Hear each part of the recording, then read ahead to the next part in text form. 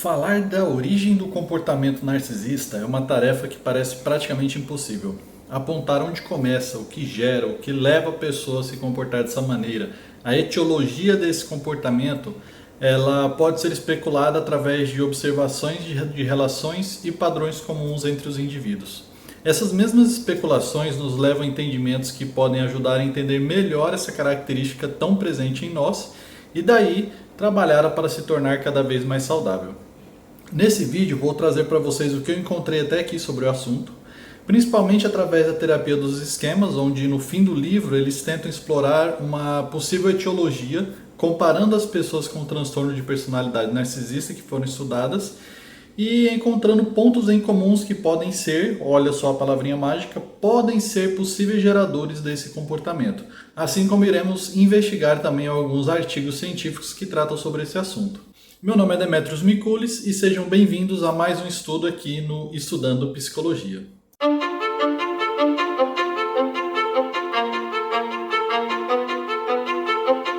Hoje é dia 6/3/2024, qualquer possível informação desatualizada será corrigida em um vídeo futuro. Já peço que deixe seu like se gostar do conteúdo e se é novo e gosta de assuntos sobre psicologia, autoconhecimento e saúde mental, se inscreva para acompanhar o canal. Pode também deixar qualquer dúvida ou comentário, eu respondo a todos, mesmo que possa demorar um pouquinho. E agora o canal também tem a opção Valeu aqui embaixo, onde você pode ajudar financeiramente o canal. Lembrando que todos os artigos e livros que eu usei para produzir este roteiro estão na descrição do vídeo. Antes de entrarmos no livro do Jung, o livro sobre terapia dos esquemas, eu vou trazer para vocês um artigo chamado, e já perdoem meu inglês, What Make Narcissists Blooms? A Framework for Research and Etiology and Development of Narcissism. Péssimo, né, gente? O título traduzido por mim significa O que faz os narcisistas florescerem? Um modelo para pesquisa sobre a etiologia e o desenvolvimento do narcisismo. Ele foi escrito por Sander Thomas, Brad Bushman, Brandy Orobio de Castro e Reid Stige, pela Universidade de Cambridge. Mas todos esses autores são de universidades diferentes, sendo elas de Utrecht, Michigan e Amsterdã. O trecho diz o seguinte, e isso aqui é uma tradução do inglês já minha. Embora os clínicos sejam desencorajados de diagnosticar TPN antes da idade adulta, tanto os psicólogos clínicos quanto os de personalidade concordam que o narcisismo geralmente emerge bem antes da idade adulta. American Psychiatric Association, 1994, Bardstein, 2009, Barry Frick e Killian, 2003, Tomás Bruchman, Stige Olthoff, 2008. Diferentes idades de início foram sugeridas, mas falta evidência empírica. No entanto, importantes insights podem ser obtidos ao considerar o desenvolvimento normativo do self, especialmente se as pessoas são de fato universalmente motivadas a buscar autoestima. Então, considerar o surgimento da autoestima e a motivação normal da autoestima pode ser fundamental para entender o surgimento da motivação excessiva da autoestima, característica do narcisismo. Ou seja, aqui entendemos que temos uma motivação normal e excessiva da autoestima. Um narcisismo saudável e outro desadaptado ao que entendemos como normalidade. Aos 2 ou 3 anos de idade, as crianças começam a mostrar sinais de autoavaliação, geralmente focadas em comportamento ou habilidades observáveis, como contar. No entanto, essas avaliações são limitadas, pois as crianças ainda não conseguem distinguir entre suas habilidades ideais e reais, e elas tendem a ser específicas de um domínio, não agregando avaliações em diferentes áreas da vida. Além disso, elas ainda não são capazes de refletir conscientemente sobre si mesmas, resultando em uma inexistência da autoestima. Aqui o eu ou o self para a psicanálise ainda não se desenvolveu o suficiente para alcançar uma separação do outro satisfatória. Já a partir dos 8 anos, o aumento do autoquestionamento e o raciocínio abstrato permite que as crianças formem uma autoestima mais desenvolvida, como expressões do tipo eu gosto de mim mesmo como pessoa. Nessa frase começam a surgir diferenças individuais na autoestima, com a maioria das crianças pensando positivamente sobre si mesmas e uma minoria tendo uma visão mais negativa. Ao longo da infância até a adolescência, as crianças se tornam mais motivadas a criar e manter uma visão favorável de si mesmas e a evitar visões desfavoráveis. Isso se manifesta em um aumento de autoconsciência, preocupação com a opinião dos outros, susceptibilidade à vergonha, à humilhação e uso crescente de estratégias de gerenciamento de impressão para influenciar a percepção que os outros têm delas. Essa motivação emergente da autoestima, ela desempenha um papel fundamental no desenvolvimento da identidade e no ajustamento psicossocial durante a adolescência. Esse artigo ele traz resultados de estudos iniciais de uma pesquisa que sugerem que o narcisismo se torna visível e mensurável a partir dos 8 anos de idade. Questionário de personalidade aplicado a crianças mais velhas e adolescentes mostraram grupos consistentes de características típicas do narcisismo. Pesquisas próprias realizadas pelos autores também confirmaram, de acordo com eles, uma boa confiabilidade para o narcisismo autorrelatado em crianças a partir dos 8 anos. Aqui temos que absorver essa informação com certa ressalva. Precisamos entender que esses questionários são enviesados pela cultura, pelo grupo que foi pesquisado, pelos próprios pesquisadores e outros fatores variáveis. No meu entendimento, é possível sim observar comportamentos que podem culminar em uma evolução narcísica, mas veja que durante todo esse desenvolvimento, esses comportamentos são esperados de uma criança. Se torna digno de nota quando ele atravessa um limiar não saudável. Agora você pode perguntar, que limiar é esse?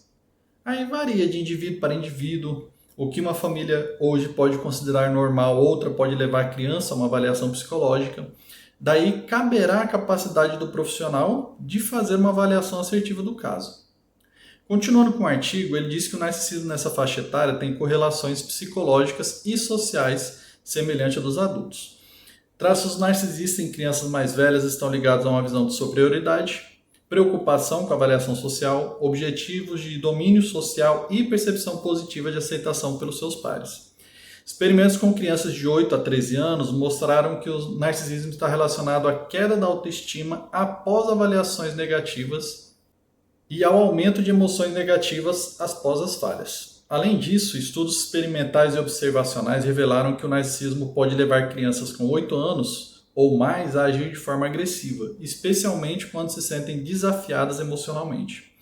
Essas descobertas indicam que pode ser possível identificar e entender traços narcisistas em crianças mais velhas e adolescentes. Os autores eles vão um pouco além e sugerem que mais pesquisas são necessárias para confirmar se o narcisismo realmente não surge até mesmo antes dos 8 anos e se ele frequentemente emerge após um desvio no desenvolvimento normal do ego na infância tardia e da adolescência. Sobre uma possível etiologia, eles trazem o seguinte, aqui mais uma vez uma tradução minha. Teóricos e clínicos iniciais concentram-se em experiências de socialização como causa do narcisismo. Kernberg, Kohut, Milon. No entanto, um foco exclusivo em experiências de socialização é difícil de reconciliar com pesquisas que mostram que o nível e a estabilidade da autoimagem são parcialmente hereditários e que o transtorno de personalidade narcisista é mais hereditário do que qualquer outro transtorno de personalidade. Pesquisadores contemporâneos argumentam que o narcisismo provavelmente tem raízes em traços temperamentais e sistemas motivacionais de bases biológicas que emergem precocemente. Elliot Trash, Paulus, Tracy Robbins. Ainda nesse vídeo nós vamos falar de um artigo que traz estudos referentes à parte comportamental genética. Mas desde já eu quero que entendam o seguinte, a base biológica, como eu já falei em outros vídeos aqui no canal sobre isso, ela não necessariamente diz que o cérebro é diferente ou outros absurdos que as pessoas trazem sem embasamento nenhum. Aqui diz que se um casal narcisista tem um filho, a chance desse filho perpetuar o narcisismo é muito alta, visto que não só ele pode ter sim uma base genética que corrobore para o surgimento desses comportamentos, mas também estará em um ambiente que lhe será ensinado que esse é o modo correto de sobreviver. Continuando, o artigo ele traz que o temperamento pode funcionar como uma diátese, que na medicina é um termo usado para se referir a uma predisposição de um indivíduo para determinadas doenças ou afecções. Ou seja, como se o indivíduo tivesse uma predisposição a ter comportamentos narcísicos. Aqui eu preciso abrir mais um adendo, porque todos nós temos essa predisposição. Isso é uma característica natural do ser humano. O amor próprio, o instinto de sobrevivência, ele é inerente à nossa natureza. Logo, é óbvio que o temperamento, cultura, o ambiente em si que irá proporcionar o surgimento dessas características. Em comparação ao que veremos na terapia dos esquemas, esse artigo diz que teóricos e clínicos há muito tempo têm visto interações precoces disfuncionais com os pais como fundamentais para o surgimento do narcisismo. Duas teorias principais foram propostas. Uma teoria afirma que a supervalorização e a superindulgência dos pais instilam traços narcisistas nas crianças. Em particular, o excesso de elogios incondicionais, a tendência de vincular rigidamente os esforços e as conquistas das crianças ao seu valor como indivíduo. E a tendência de dizer às crianças que elas são especiais, merecedoras, melhores que os outros, tem sido suspeitas de também cultivar o narcisismo. De acordo com essa teoria, as crianças passam a ter visões grandiosas de si mesmas e um senso de merecimento através de processos de aprendizagem ou imitação parental. Acredite-se também que as crianças se habituem a se tornar dependentes de validação externa contínua. A outra teoria sustenta que a frieza dos pais, expectativas extremamente altas e falta de apoio podem levar a esse narcisismo. De acordo com essa teoria, as crianças criam visões infladas e narcísicas sobre si mesmas para se protegerem contra o sentimento de rejeição e desvalorização. Acredite-se também que essas crianças anseiam por atenção positiva de outras pessoas para compensar a falta de calor parental. Assim, segundo teóricos e clínicos, diferentes experiências de socialização podem contribuir para um resultado de desenvolvimento semelhante. Ou seja, a dependência aumentada das crianças em fontes externas para afirmar suas visões grandiosas de si mesmas. Essa visão é consistente com o conceito de equifinalidade, indicando que muitas vezes existem muitos caminhos de desenvolvimento, em vez de um único caminho de desenvolvimento primário para um determinado traço ou transtorno. Evidências preliminares trazidas pelos autores do artigo sugerem que tanto a superindulgência quanto a frieza parental estão associadas ao desenvolvimento do narcisismo. Estudos mostram que adultos narcisistas relatam lembranças de infância de superindulgência ou frieza por parte dos pais. Esses padrões parentais, eles podem levar a crianças com alto temperamento de abordagem a depender excessivamente da validação externa para se sentirem especiais, especialmente em ambientes familiares disfuncionais. Aqui vemos que os dois extremos de tratamento pelos pais podem ser fatores geradores desse comportamento. O que veremos mais à frente quando vermos aí os fatores da terapia dos esquemas, principalmente o chamado limites insuficientes. Com isso, entendo que fique mais claro por que o comportamento narcisista pode ser uma tentativa de regulação do eu, porque simplesmente se trata de um eu cujos limites se tornam difusos, tanto muito para fora porque não houve separação suficiente do outro, como uma expansão necessária em busca de reconhecimento e afeto que culminou em uma sobreposição dos limites dos outros. Agora vamos entrar na terapia dos esquemas. No livro Terapia do Esquema, de Jeffrey Young, a partir da página 324, ele traz uma possível origem desses comportamentos narcisistas. Ali ele traz 4 fatores em comum da infância dos seus pacientes que ele percebeu como possíveis geradores do comportamento narcisista. São eles: solidão e isolamento, limites insuficientes, históricos caracterizados por uso de manipulação e aprovação condicional. Fique tranquilo que nós vamos falar de cada um deles. Agora, ele usa o termo via de regra para se referir a esses fatos, mas acredito ser uma expressão um pouco infeliz ali. Porque via de regra insinua uma espécie de determinismo, onde se esses fatores acontecerem, então a pessoa terá comportamentos narcisistas, e aqueles que não serão os que fogem à regra, se tornando eles os excepcionais. E eu entendo ser o contrário. Isso que ele descreve, na verdade, são estimulantes a uma possível geração desses comportamentos. E a consolidação em um possível transtorno é a exceção. Porque, veja, nossa consciência, nossa mente, psique, personalidade, ego, eu, self, todos eles têm uma capacidade autorreguladora intrínseca, em que mesmo em situações adversas somos capazes de nos adaptar e habilitar esquemas saudáveis. Obviamente que esses fatores influenciam a geração dos esquemas desadaptativos, mas veja, esses esquemas que caracterizam o comportamento narcisista também podem acontecer em ambientes sem esses fatores. Tá aí por isso eu reafirmo que definir uma etiologia do narcisismo é praticamente impossível. Mas vamos continuar tendo em mente que é comum encontrar esses fatores na infância dessas pessoas. O primeiro fator que Jung traz é a solidão e o isolamento. Algumas pessoas, quando eram crianças, não receberam tanto amor e carinho como precisavam. Talvez suas mães ou quem cuidava delas estivesse por perto, mas não demonstravam muito afeto físico. Isso pode ter feito com que essas pessoas não aprendessem muito sobre como se conectar emocionalmente com os outros. Além disso, elas também podem ter se sentido diferentes ou rejeitadas pelas outras crianças, seja no ambiente familiar ou no ambiente escolar. Tudo isso junto pode ter causado dificuldades para elas entenderem e lidar com os sentimentos, tanto dela quanto dos outros, enquanto cresciam. É como se alguma coisa importante sobre emoções e relacionamento não tivessem sido ensinadas a elas quando eram pequenas, e isso pode afetar como elas se sentem e agem agora que estão mais velhas. E lembrando que o transtorno de personalidade narcisista só é diagnosticado em adultos. Nos aprofundando um pouco mais, essas experiências de ostracismo ou exclusão social, elas podem contribuir para a formação de uma visão de mundo centrada em si mesma e na busca de validação externa para compensar a falta de autoestima internalizada. Como sabemos, o narcisismo advém de um eu fragilizado, que sente uma alta necessidade de defesa, ainda que de forma inconsciente.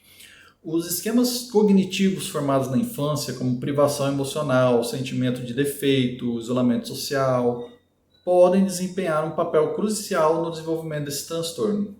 Esses esquemas moldam a percepção dos indivíduos sobre si mesmos e sobre os outros, influenciando suas interações sociais e emocionais ao longo da vida.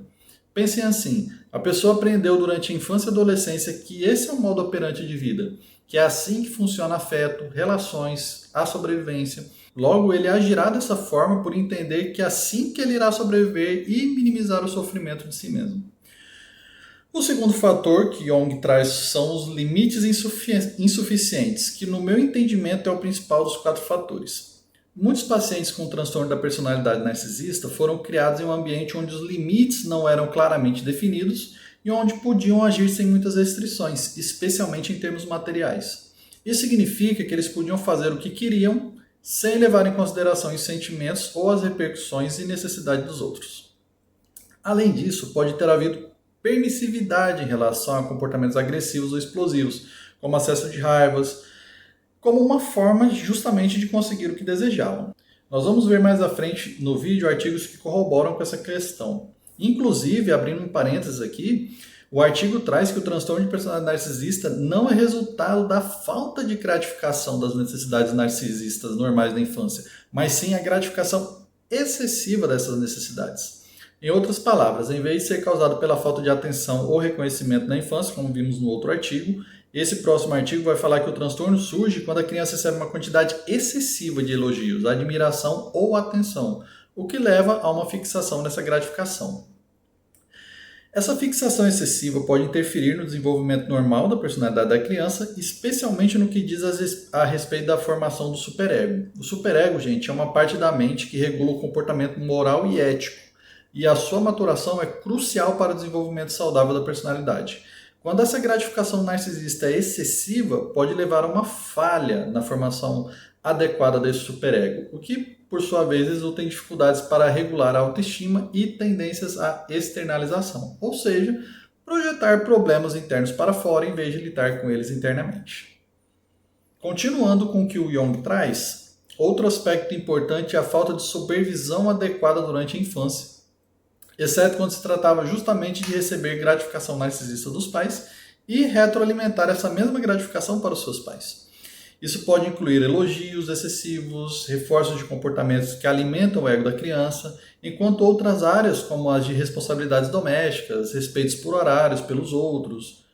Então, em vez de receber amor e atenção emocional genuína, essas crianças muitas vezes foram criadas com o sentimento de serem especiais ou privilegiadas. No entanto, esse sentimento muitas vezes serve apenas como um substituto pálido para as conexões emocionais profundas que são essenciais para o seu desenvolvimento saudável. Veja que esse tipo de tratamento não molda de forma saudável ou satisfatória os limites do eu. E aquilo que eu falo em outros vídeos, do eu vazar para fora dos limites, vem justamente dessa questão. Imagine uma criança mimada pelos pais, sempre recebeu do bom e do melhor, nunca ouviu um não, nunca teve que lavar uma louça, e de repente essa mesma criança se vê agora em um casamento, agora adulto, onde começa a ouvir não, onde tem responsabilidade de casa, onde tem filhos que necessitam de sua atenção. Como essa pessoa que foi criada dessa forma reagiria? Mas quero que vocês ainda assim entendam que uma pessoa pode ter sido criada dessa maneira, mas ainda assim aprendido por conta própria ou fora do ambiente familiar esses mesmos limites. Talvez essa pessoa do nosso exemplo, no casamento, percebeu os limites do seu eu e se recolheu. Claro que provavelmente após muito sofrimento, etc. Outra coisa, se você vem acompanhando os outros vídeos aqui desse canal, sabe que tudo é passível de mudança e transformação. Diferente do conhecimento popular do narcisista nunca muda, não tem tratamento, etc. Já passamos dessa fase. Inclusive, acredito já ter feito 3 ou 4 vídeos exclusivamente sobre o tratamento e com casos reais de melhora. Mas continuando. O próximo fator que o Jung traz é histórico caracterizado por uso e manipulação. Aqui ele fala sobre os comportamentos dos pais envolvendo uso ou manipulação. O exemplo que ele traz no livro, os pais podem ter utilizado a criança de forma sexual, manipulado para que desempenhasse papéis inadequados de cônjuge, substituto ou até pressionado para satisfazer suas próprias necessidades emocionais ou de status. Durante a infância, essas crianças frequentemente se acostumavam a compensar excessivamente as falhas dos pais, preenchendo lacunas emocionais de gratificação que eles não conseguiram atender. Muitas vezes essas situações aconteciam de forma que a criança não tinha plena consciência do que estava acontecendo. Por exemplo, muitos pacientes começam o tratamento dizendo que tiveram uma infância maravilhosa, sem perceber que seus pais não estavam realmente atendendo às suas necessidades, mas sim usando-os para satisfazer as suas próprias. Essas crianças podiam receber atenção, elogios e admiração e, mais uma vez, muitas vezes careciam de cuidado e afeto verdadeiro, como abraços, carinho, uma compreensão genuína. Elas podiam ser usadas como objetos para atender os padrões impostos pelos pais, em vez de serem genuinamente amadas e cuidadas. Isso pode levar ao desenvolvimento de esquemas cognitivos, como desconfiança, abuso, subjugação, onde alguém, geralmente um dos pais, dominava a criança como se fosse apenas um objeto para sua própria satisfação. Como no fator de limites insuficientes, novamente a criança é ensinada que esse é o modo operante do ser humano, que todos os adultos agem dessa forma e ela, enquanto adulta, replicará esses comportamentos. Uma espécie de agora é minha vez de ser adulto. Veja que a pessoa que passou por esse tipo de abuso é uma pessoa que foi extremamente machucada e que precisa de cuidado e afeto genuínos para começar um processo de tratamento. Seu comportamento narcisista poderá ser um dos mecanismos de defesa do eu para sobreviver a esse mundo hostil.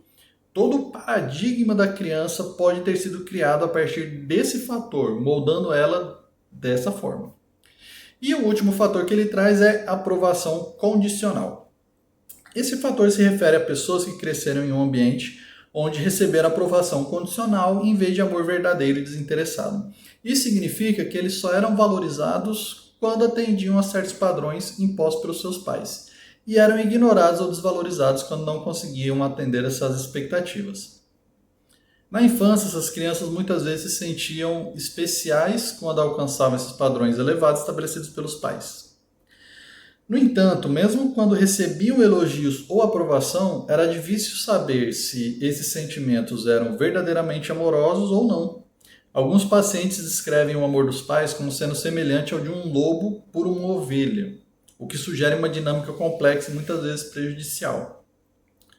Os pais enfatizavam a importância das aparências em detrimento da verdadeira felicidade e intimidade familiar. Isso levava a criança a tentar ser perfeito o tempo todo, para merecer a aprovação dos pais e evitar suas críticas e exigências. Como resultado, essas crianças tinham dificuldade em desenvolver uma autoestima saudável e acabavam dependendo muito da aprovação externa para se sentirem valorizadas. Quando recebiam essa aprovação, essas crianças se sentiam momentaneamente valorizadas, mas quando enfrentavam desaprovação, se sentiam inúteis e sem valor. Logo, isso contribui para o desenvolvimento de esquemas cognitivos como defectividade, padrões inflexíveis e busca constantes por aprovação, que são características comuns em pacientes com transtorno de personalidade narcisista. A infância desses pacientes foi marcada por uma dinâmica complexa, onde a aprovação condicional dos pais moldou profundamente sua autoimagem e sua busca por validação externa, contribuindo aí para o desenvolvimento desses comportamentos engrandecedores, por exemplo, para sanar essa necessidade de validação externa e, novamente, gerando um mecanismo de defesa do eu que se enquadra no entendimento do que é transtorno de personalidade narcisista. Então, gente, esses foram os 4 fatores descritos por Jung. Agora você pode estar pensando assim, mas Demetrios, Você falou lá no começo que discorda de Jung quando ele diz que as pessoas que passam por esses fatores na infância poderão desenvolver os comportamentos narcisistas e aqueles que não desenvolvem são exceção à regra. Você acredita que é o contrário, mas eu não consigo imaginar uma pessoa que passe por tudo isso e não desenvolva os comportamentos narcisistas. Sim. Agora, por que eu entendo dessa maneira? Veja que até aqui estamos tentando desconstruir o entendimento popular do que é narcisismo e trazer para a esfera da psicologia enquanto ciência e estudo da subjetividade. Então eu parto do pressuposto que o ser humano, criança ou adulto, é capaz de autorregulação para ser capaz de sobreviver a essa vida. Não pense que esses fatores serão gentis com alguns indivíduos, que eles passarão por todo esse tipo de sofrimento e sairão ilesos. Não foi isso que eu quis dizer. O que eu quero dizer é que as feridas narcísicas serão feitas, não há negação nisso, contudo, a forma que essas feridas irão cicatrizar e as formas que elas irão lidar varia muito de pessoa para pessoa. E cada uma delas, as pessoas e as feridas, irão gerar comportamentos diferentes a depender de uma infinidade de outras variáveis que fogem da nossa atual percepção do todo. Por exemplo, em algumas pessoas, essas feridas irão de fato culminar no transtorno de personalidade narcisista, ok. Em algumas outras, irão culminar em um processo de autodesenvolvimento, de individuação. Em outras, esses fatores levarão à ansiedade, à depressão. Em outras, outros transtornos, como borderline. Em outras, e assim por diante. Agora que estudamos a etiologia de acordo com Jung e a terapia dos esquemas, vamos estudar alguns artigos, principalmente da visão psicanalítica, sobre uma possível etiologia do transtorno e comportamentos narcísicos. O segundo artigo que eu trago para vocês hoje é o The Etiology of Narcissistic Personality Disorder, The Psychoanalytic Study of the Child, por Joseph Fernando. Nesse artigo ele defende que uma das principais causas do narcisismo adulto é a gratificação excessiva das necessidades da criança. Para embasar sua tese, ele traz que alguns autores, como Heinz Kohut, sugerem que a falta de sintonia emocional na infância, especialmente com a mãe, pode ser um fator importante. O Kohut enfatiza que a instabilidade em estágios de desenvolvimento específicos, como a latência precoce e como a patologia narcisista dos seus pais, podem influenciar seus filhos. A latência precoce, gente, aqui se refere a um estágio específico no desenvolvimento infantil, conforme descrito na teoria freudiana. Esse estágio ocorre por volta dos 5 ou 6 anos de idade, de acordo com Freud, e durante essa latência precoce, as crianças supostamente entram em uma fase de relativa estabilidade psicológica em comparação com os estágios anteriores do desenvolvimento. Então, nesse estágio, as crianças geralmente estão menos focadas em questões emocionais relacionadas à sua sexualidade e ao conflito edipiano, que são mais proeminentes nas fases anteriores do desenvolvimento. Em vez disso, elas tendem a direcionar essa energia para atividades escolares, amizades, hobbies. Então, a latência precoce ela é vista como uma pausa temporária no desenvolvimento sexual e emocional da criança, antes que as questões relacionadas à sexualidade e ao conflito edipiano se tornem mais proeminentes novamente durante a adolescência. Então, gente, continuando, por outro lado, alguns psicanalistas, como Margaret Mahler, veem a frustração narcisista relacionada especialmente à fase de reaproximação durante o processo de separação e individuação. Isso pode ocorrer quando a criança não consegue se separar emocionalmente dos pais de forma saudável. Além disso, outros autores, como Otto Kernberg, que eu já trouxe aqui no canal, inclusive, destacam como a sobrevalorização dos pais pode impactar negativamente o desenvolvimento da criança, levando a buscar admiração e grandezas compensatórias. No entanto, o autor do texto argumenta que, embora tanto a gratificação narcisista excessiva quanto a frustração narcisista possam contribuir para fixações da neurose em geral, a causa específica desse transtorno de personalidade são as supergratificações narcisistas. Ele acredita que há evidências clínicas sólidas para essa visão, observando que a privação narcisista severa por si só não leva ao transtorno e que a resolução da fixação a essas supergratificações é que podem levar a mudanças estruturais em pacientes com o transtorno. O autor também menciona casos clínicos extremos, como o de Levine, onde a gratificação narcisista excessiva na infância levou diretamente ao transtorno narcisista. Isso destaca a complexidade do transtorno e como diferentes experiências na infância podem contribuir para o seu desenvolvimento. Só lembrando que eu já trouxe aqui no canal Kohut, Kernberg e outros vídeos, e minhas opiniões sobre eles também. Mas continuando. Ele traz como fator constituinte que, em primeiro lugar, crianças que são naturalmente muito ativas e que reagem de maneira intensa quando confrontadas com situações de passividade ou intrusão ambiental, têm uma tendência a resistir à internalização completa e à submissão ao superego. Durante o período de latência, espera-se que as crianças internalizem suas normas sociais e restringam seus impulsos de acordo com elas. No entanto, as crianças que têm dificuldade em aceitar essa internalização, elas podem ser mais propensas a desenvolver o transtorno. Além disso, o texto menciona a influência dos pais nesse processo também. Pais que têm dúvidas sobre sua própria autoridade, possivelmente devido à experiência de dominação por parte de irmãos ou pais durante sua própria infância, podem ter dificuldades em exercer essa autoridade necessária sobre seus filhos. Em vez disso, eles podem simplesmente projetar suas próprias experiências não resolvidas na infância em seus filhos, inconscientemente vendo-os como uma recriação das figuras dominantes ou idealizadas que encontraram no passado. Isso pode levar a uma dinâmica familiar na qual os pais têm dificuldade de estabelecer limites adequados e acabam idealizando excessivamente seus filhos, dificultando aí o desenvolvimento saudável de autonomia e autoestima das crianças.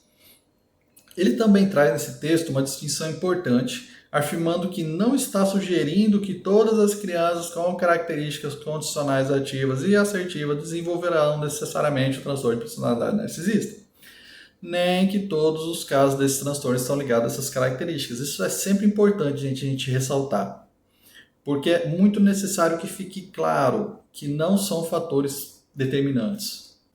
Ele também ressalta fatores hereditários que desempenham um papel importante e que o desenvolvimento do transtorno pode ser influenciado tanto por fatores ambientais quanto genéticos. O que nos leva ao próximo artigo.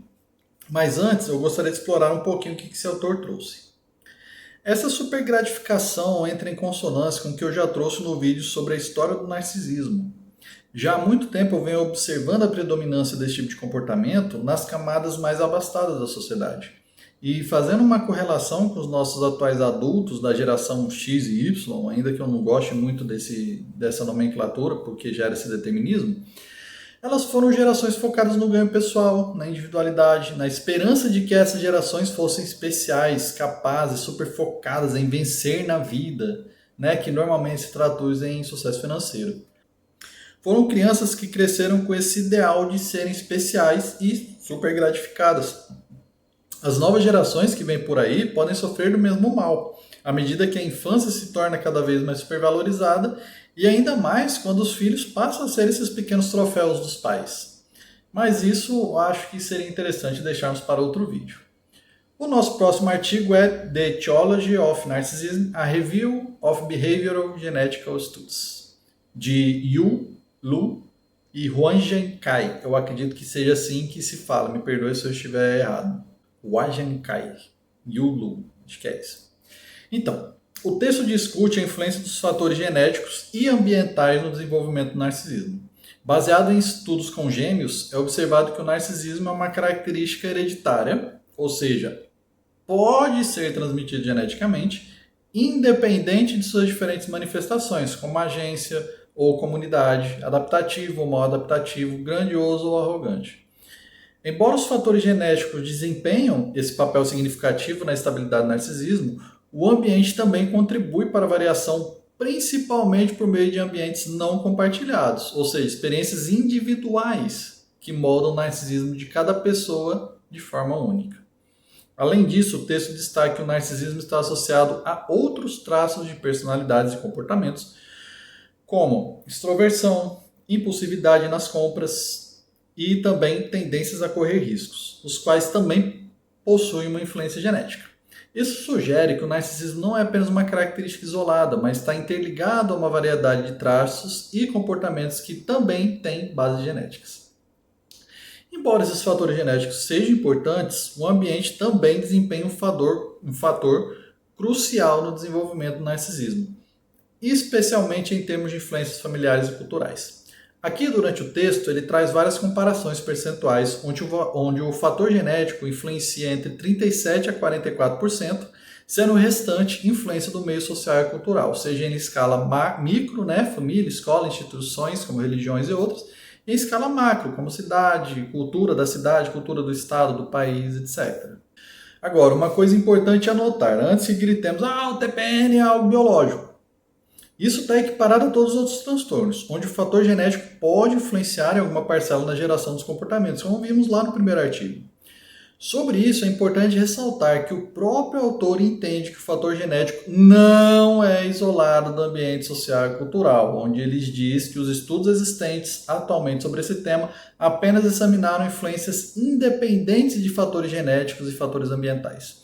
Genes e ambiente, no entanto, não são independentes. Por exemplo, os genes podem sim predispor os narcisistas a moldar o seu ambiente de maneira que se encaixe com o seu narcisismo, por exemplo, decorando seus quartos com selfies ou coisa assim, levando a uma correlação de gene e ambiente.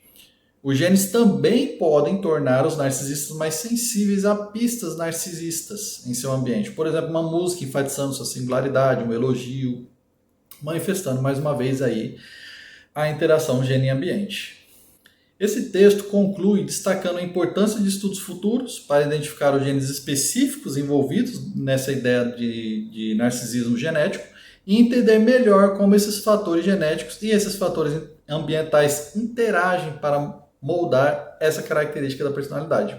Outra coisa que eu achei interessante é que o texto traz a mesma preocupação cultural dos outros textos, em que o individualismo está em ascensão em todo o mundo. Como um traço de personalidade que pode ser fomentado em culturas individualistas, o narcisismo também pode estar se tornando cada vez mais prevalente em todo o mundo. Agora, a minha conclusão após o estudo de toda essa etiologia é a seguinte. Eu entendo que sua origem se dá através de limites não saudáveis do eu, como vimos no primeiro artigo, onde o eu, como forma de defesa, se expande além do eu e sobrepõe o eu do outro, né? Ou se sobrepõe o outro. E também surge através de uma aprendizagem de um modo natural de vida, onde a pessoa entende que essa é a sua forma de funcionamento e que o mundo à sua volta funciona para si, quase como uma espécie deturpada de solipsismo, mas não exatamente. Partindo do entendimento de possíveis etiologias, a gente pode então avançar os estudos dos tratamentos e a forma de lidar com esse tipo de comportamento. Mas aqui nesse vídeo vou me ater apenas ao estudo da etiologia. Acredito que conseguimos fazer um bom apanhado de possíveis origens etiológicas do comportamento narcisista e do transtorno de personalidade narcisista. A partir daqui, vocês podem tirar suas próprias conclusões baseadas no que foi dito e ampliarem o estudo de vocês caso tenham interesse. Mais uma vez, todo o material pesquisado está na descrição do vídeo, caso vocês queiram acessar. E muito obrigado por assistir até aqui. Meu nome é Demetrios Mikulis e nos vemos por aí, nesse mundo que não para de girar, ainda que gire com necessidades de estudos mais aprofundados sobre o tema. Até a próxima.